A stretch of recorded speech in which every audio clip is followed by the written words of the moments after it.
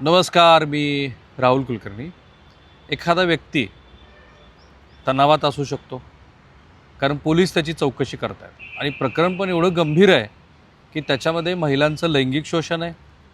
ईडीसारखी enforcement डायरेक्टरेटसारखी संस्था तपास करते. त्याचबरोबर आयकर विभाग याच्यामध्ये तपासणी करू शकतो.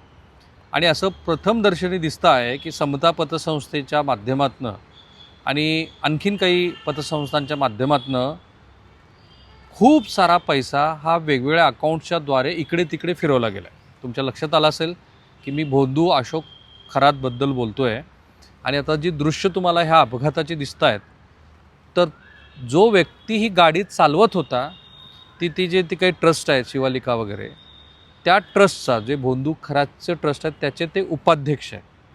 एक शक्यता ही त्या अपघाताची शक्यताच आहे, कारण हा पोलीस तपासाचा भाग निश्चित होणार आहे. शक्यता क्रमांक 1 की डॉक्टर जितेंद्र काय जे त्यांचं नाव आहे शेळके, हे खूप तणावात असावेत. कारण तपास सुरू आहे, त्यांना बोलवलं ATSनी, त्यांची चौकशी होते आणि त्या तणावामध्ये भान हरपलेले शेळके यांच्या गाडीचा जाऊन त्या कंटेनरच्या खाली अपघात झाला, ज्याची स्क्रीनवरती तुम्ही दृश्य बघता. नंबर 2, असंही असू शकतं की शेळके यांच्या गाडीची गती, कारण ते समृद्धी महामार्गावर झडले आणि जिथे ते घडलंय ती जागा मी सांगितली की आपल्या मनामध्ये शंकेची पाल चुकचुकायला लागते. कारण इतका योगायोग कसा, असा प्रश्न येऊ शकतो. आणि म्हणून जे वेगळे लोक वेगळ्या पद्धतीनं आपलं मत व्यक्त करत आहेत. काही शिवसेनेच्या नेत्यांनी म्हटलं की हा घातपातच आहे. विजय कुंभार जे समाजसेवक आहेत त्यांनी म्हटलं की ही घातपाताची शक्यता वाटते वगैरे. सो दुसरी शक्यता ही की या समृद्धी महामार्गावरती इतर वाहनांचं जसं नियंत्रण सुटतं, कारण हा एकदम स्ट्रेट अलाइनमेंट आहे आणि लवकर लक्षात येत नाही, कारण डोळ्यांना डिस्ट्रक्शन नाही. मी त्या महामार्गावरून अनेक वेळा प्रवास केल्यानंतरचं माझं मत आहे. त्यामुळे ही दुसरी शक्यता की जसा नेहमी तिथे अपघात घडतो तसा. पण तिसरी जी शक्यता आहे ती खूप व्यापक पातळीवरती चौकशीनंतरच कळेल, कारण त्या संपूर्ण वाहनाचं पूर्ण ARI किंवा तत्सम संस्थांच्या माध्यमातून व्यवस्थित असं विश्लेषण झाल्याशिवाय ती शक्यता किती आहे ते आपल्याला कळणार नाही. आणि ते म्हणजे ते जे वाहन आहे त्या वाहनामध्ये कुणी जाणीवपूर्वक काही तांत्रिक दोष निर्माण करून ठेवला आहे का वगैरे. पण तरीसुद्धा ही शक्यता थोडीशी मला कमी यासाठी वाटते, कारण ते जे शेळके आहेत ते मुंबईवरून नागपूरच्या दिशेनं निघाले होते असं म्हणतात. पण तो अपघात कुठं घडला आहे बघा, जे दृश्य तुम्ही पाहताय आणि जे फोटो तुम्हाला दिसतो, धोत्रे नावाचं जे गाव आहे, ज्या ठिकाणी ही शिवालिका ट्रस्ट आहे, त्या गावाच्या जवळ म्हणजे वर समृद्धी महामार्ग आहे 5-6 किलोमीटर अंतराच्या मधल्या काळात पॅचमध्ये, आणि ती खाली शिवालिका ट्रस्टची म्हणजे ह्या भोंदू खरातचं मंदिर तिथं आहे. आणि त्या ठिकाणी तो अपघात होणं हे अनेक अर्थांनी संशयाची पाल चुकचुकणारं ठरतं आहे. म्हणून लोक वेगळ्या पद्धतीचं मत व्यक्त करत आहेत. भोंदू खरात प्रकरणातला महत्त्वाचा साक्षीदार ठार झाला असं लोक म्हणत आहेत. शिवनिका ट्रस्टचे संचालक जे उपाध्यक्ष पण होते जितेंद्र शेळके यांचा अपघाती मृत्यू झाला आहे, पत्नी पण ठार आहे आणि मुलगा गंभीर जखमी झाला आहे. आता हे सगळं समजून घेऊन आपण त्या ट्रस्टचं नातं काय, कुठे अपघात घडला ते बघू. भोंदू अशोक खरातच्या शिवनिका ट्रस्टचे उपाध्यक्ष होते डॉक्टर जितेंद्र शेळके. त्यांचा आज हा अपघात घडला. त्यांच्या कारनं समृद्धी महामार्गावर उभ्या असणाऱ्या एका कंटेनरला मागच्या बाजूनं जोरदार अशी धडक दिली आणि त्यात जितेंद्र शेळके यांच्यासह त्यांच्या पत्नीचा जागीच मृत्यू झाला. आणि जितेंद्र शेळके यांची भोंदू अशोक खरात प्रकरणात चौकशी सुरू असताना SITनं त्यांचा जबाब नोंदवला असताना, ते या प्रकरणातले महत्त्वाचे साक्षीदार असताना त्यांचा मृत्यू झाल्यामुळं आता ह्या मृत्यूच्या अनुषंगाने खूप साऱ्या वेगवेगळ्या पद्धतीच्या चर्चा ह्या होताना दिसत आहेत. आता तुम्ही ह्या फोटोचं जर विश्लेषण केलं बघा, जाणीवपूर्वक मी हा फोटो क्लोजमध्ये घेतला आहे, राईट. या फोटोचं तुम्ही विश्लेषण करून बघा. या फोटोमध्ये काय दिसतंय, तर जी गाडी आहे ती SUV आहे, राईट. SUV गाडीला साधारणपणे ADAS असतं, त्यानंतर तुमच्याकडच्या एअरबॅग्स असतात. पण ज्या पद्धतीचा हा अपघात आहे त्या अपघातातनं लक्षात येतं आहे की एकतर गाडीची गती खूप जास्त असावी, कंटेनर समोर उभा आहे हे त्यांच्या लक्षात नाही आलं, पण हे पण दिवसा कसं घडू शकतं.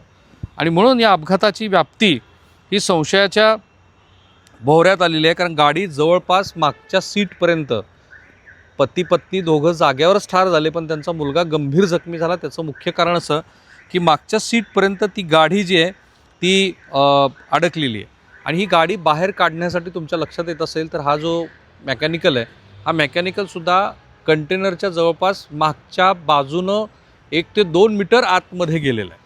मग इतकी ही गाडी आतमध्ये घुसली होती आणि त्यानंतर या अपघातामध्ये की जो आज दुपारी 1च्या सुमाराला झाला, जितेंद्र शेळके हे जागीच ठार झाले. कोण म्हणतं की ते मुंबईवरून नागपूरच्या दिशेनं चालले होते. आज ते हयात नाही, त्यामुळे ते नाही सांगू शकणार. त्यांचा मुलगा जखमी आहे.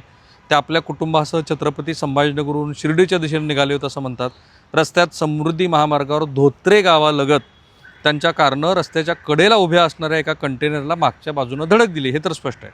त्यात जितेंद्र शेळके आणि त्यांची पत्नी अनुराधा हे दोघं जागीच ठार झाले, तर त्यांचा मुलगा गंभीर जखमी झाला आहे. ही धडक एवढी भीषण होती की त्यांची कार थेट कंटेनर खाली घुसली आणि त्यामुळे तिचा अक्षरशः चुराडा झाला.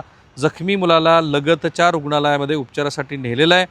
आणि सगळ्यात भीषण बाब, आणि जे कुठल्याही राष्ट्रीय महामार्गावरती, समृद्धी महामार्गावरती घडतं तेच, की जितेंद्र शेळके यांची कार कंटेनरला धडकल्यानंतर बराच काळ त्याच स्थितीत उभी होती. नंतर कुणीतरी ही माहिती पोलीस प्रशासनाला कळवली. त्यानंतर पोलीस आणि ग्रामस्थांनी घटनास्थळी धाव घेतली. जितेंद्र शेळके, त्यांची पत्नी अनुराधा आणि मुलगा याला बाहेर काढलं, पण तोपर्यंत जितेंद्र शेळके आणि त्यांच्या पत्नीचा मृत्यू झाला होता. आता आम्ही हे पण शोधलं, कारण ह्या सगळ्या प्रकरणात किती बारकाईनं आमचं लक्ष आहे तुम्ही बघतच आहात. तारापीठला पण जाऊन आम्ही हे सगळे संदर्भ शोधले. तर मृत जे जितेंद्र शेळके आहेत ते अशोक खरातचे अत्यंत जवळचे सहकारी होते. शिंदे खरातच्या शिवनिका ट्रस्टवर उपाध्यक्ष होते. या प्रकरणाचा तपास करणाऱ्या विशेष तपास पथकानं म्हणजे SITनं त्यांचा जबाब नोंदवला होता. त्यांची जवळपास 4 वेळेला चौकशी झाली होती. त्यामुळं या प्रकरणातील एक महत्त्वाचे साक्षीदार ते होते. शेळके यांच्या मालकीच्या लॉन्समध्येही खरात याची भागीदारी होती. त्यामुळं खरातला अटक झाल्यानंतर शेळके प्रचंड तणावामध्ये होते. त्यातच आज त्यांचा अपघात झाल्यामुळं हा अपघात आहे की घातपात आहे अशा पद्धतीची चर्चा ही व्यापक पातळीवरती सुरू झाली. मग तुम्हाला माहितीच आहे, ह्या शिवनिका ट्रस्टवरती रुपाली चाकणकर पण आहेत. मग चाकणकरांच्या बरोबरच काही लोक अशी आहेत की जी प्रशासनातल्या त्यांची नातलग वरिष्ठ पदावरती बसलेली आहेत. मग हे खरोखर कुणी कुभांड रचलं का शेळक्यांना संपवल्यानंतर? कारण आता कोर्टाच्या प्रकरणामध्ये काय होतं की 1-2 माफीचे साक्षीदार लागतात. मला माहिती आहे की काही प्रयत्न असे पण सुरू आहेत SITचे की 1-2 लोक जी ह्याच्या खूप जवळची आहेत त्यांना माफीचं साक्षीदार करून या प्रकरणामध्ये आपल्या दृष्टीनं काय न्यायालयामध्ये सहज सोपं करता येईल. मग शेळके तसे तयार होते का? शेळकेने खूप काही महत्त्वाच्या बाबी सांगितल्या होत्या का? हे सगळं संशयाचं मळभ आहे.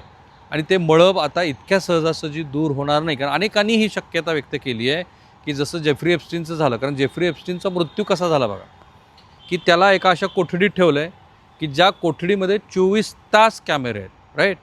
आणि पहाटेच्या वेळेला एका विशिष्ट वेळेला ते सगळे कॅमेरे बंद पडतात काय? त्या ठिकाणी असलेले गार्ड झोपी जातात काय?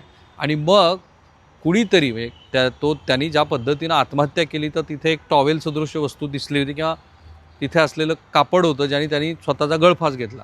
त्याच्यात त्या डॉक्टरांनी की ज्यांनी त्याचं अंतिम शवपरीक्षण केलं त्यांनी म्हटलं की त्यांनी आत्महत्या केल्याचे कोणतेही पुरावे मला तिथे दिसले नव्हते. त्याचा गळा कुणीतरी दाबला आणि अतिशय तरबेज अशा व्यक्तीनं त्याचा गळा मोडल्यानंतर तो मृत्यू झाला असावा असं त्यांचं मत आहे त्या डॉक्टरांचं, ज्याच्यावरती आता खूप मोठे चर्चा अमेरिकेमध्ये पण सुरू आहे.